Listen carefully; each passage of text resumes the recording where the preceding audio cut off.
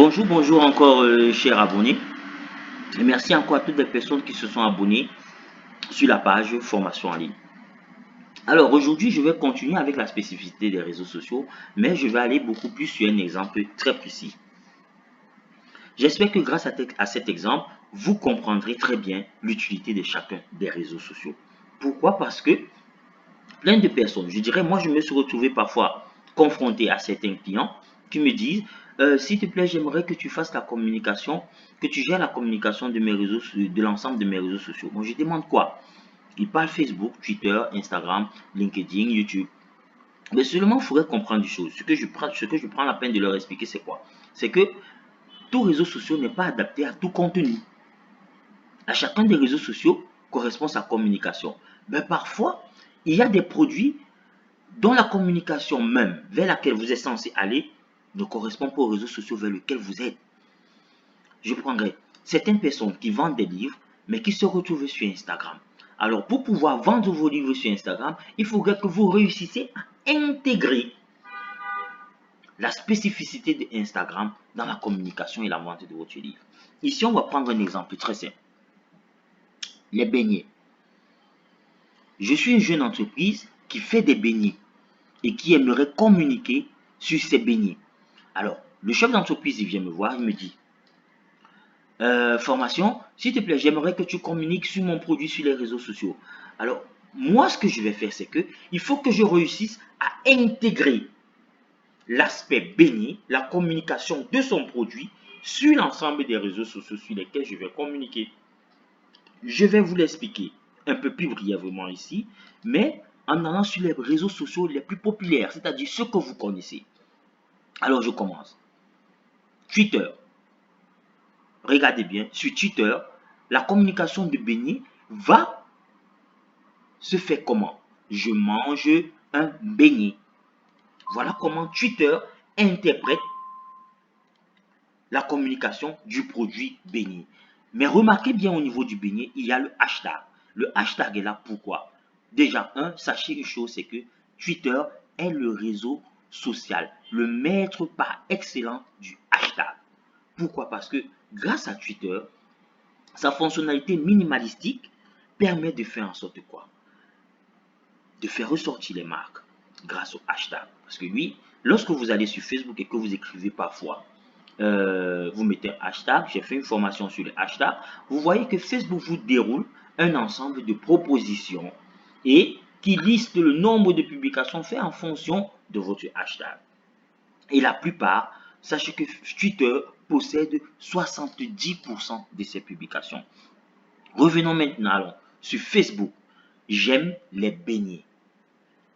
Là, la communication au niveau du Facebook, c'est quoi? C'est que Facebook vous demande à vous qui venez communiquer d'intégrer le produit en vous.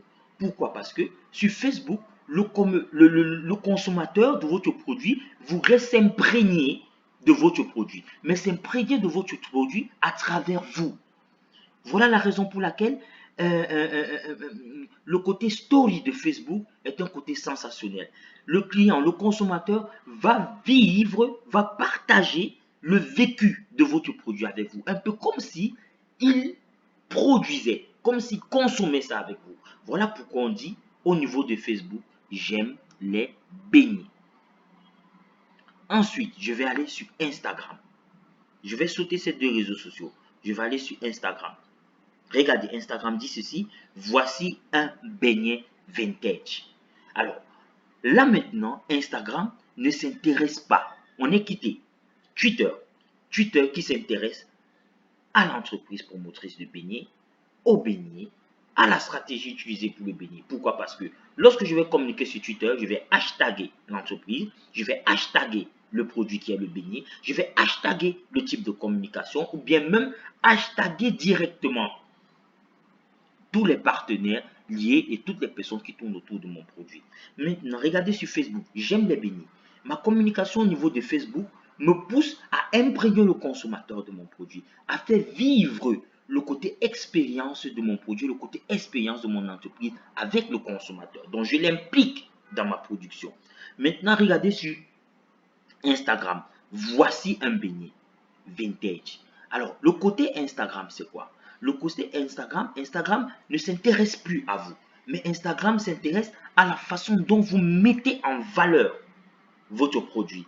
Voilà pourquoi sur Instagram, plusieurs entreprises, plusieurs marques ont parfois le réflexe de faire intervenir les influenceurs. Pourquoi? Parce que l'influenceur, lui, il a la capacité, il a cette capacité-là de mettre en avant votre produit. Pourquoi? Parce que grâce à ses abonnés, grâce à l'influence, à l'impact qu'il a dans les réseaux sociaux, il peut inculquer une habitude à votre produit. Mais il faudrait faire attention. Parfois, ce n'est pas tout bon influenceur qui est bon pour tout produit.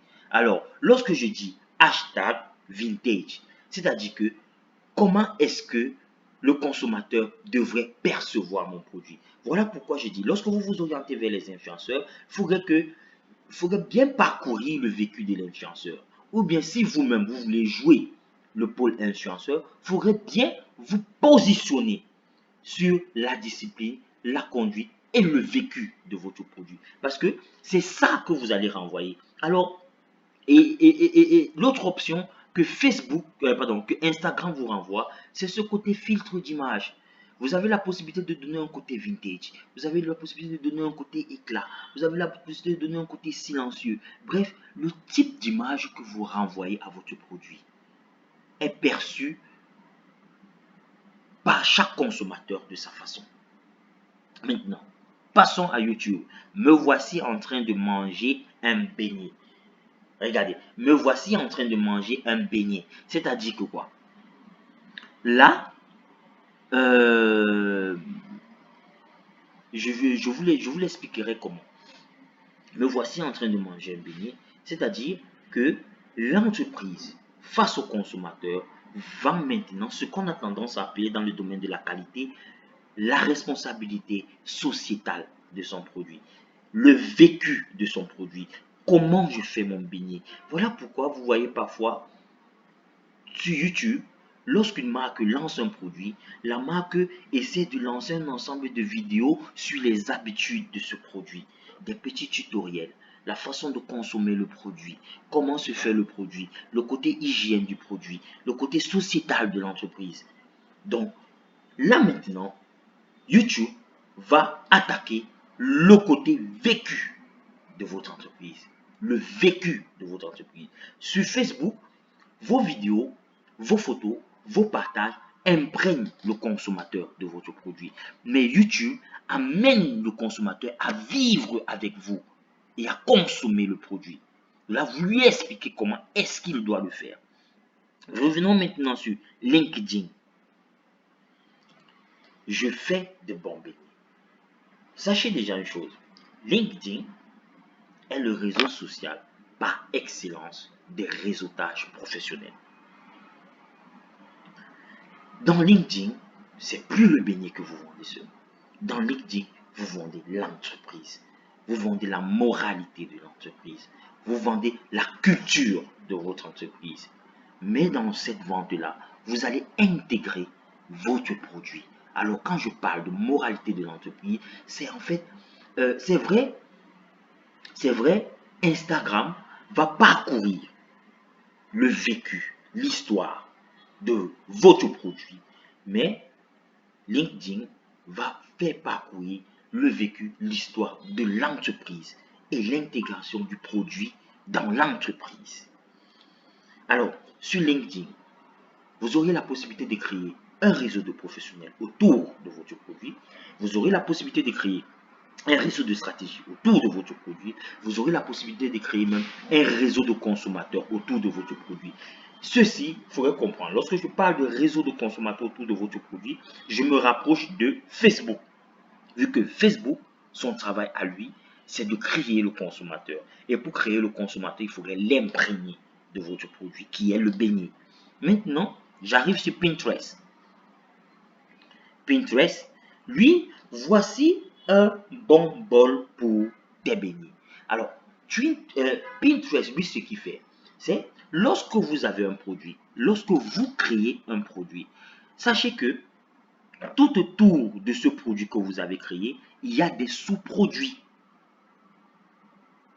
C'est-à-dire, lorsque je fais des beignets, le produit beignet Il peut intégrer aussi le produit pain. Il peut intégrer aussi le produit bouilli. Alors, donnons une habitude à nos consommateurs. Accompagnons la vente de nos beignets par des gadgets. Accompagnons la vente de nos beignets par des accessoires. Accompagnons la vente de nos beignets par une tradition, par une coutume. Alors, et quand je parle de tradition, je parle de coutume, je parle du made in Europe. C'est-à-dire que quoi? Le made in Cameroun, le made in France, le made in Germany, le made in USA. Voilà ce que vend Pinterest. Pinterest vend le do it yourself, ce qui est fait par toi-même. Alors, dans ma communication, je vais intégrer ça. Disons, c'est ma grand-mère qui fait les beignets. Je vais intégrer le côté traditionnel de la fabrication des beignets de ma grand-mère dans Pinterest, en vendant le petit moule de grand-mère qui va avec le beignet. Maintenant, tombons sur Google+. Google+, qui est le parent, moi je vais dire le papa, maman de Twitter et Facebook. Lui, ce que vous allez faire, c'est que vous allez mettre en avant l'aspect professionnel, le vécu professionnel, la zone de géolocalisation professionnelle où vous êtes. Alors, chers amis, j'espère avoir fait le tour des réseaux sociaux et leurs particularités. Et j'ose croire que ce petit exemple vous aura permis de comprendre comment fonctionne et comment orienter dorénavant vos communications sur les réseaux sociaux. Alors on se dit, abonnez-vous et à bientôt. Et ciao. Bye bye.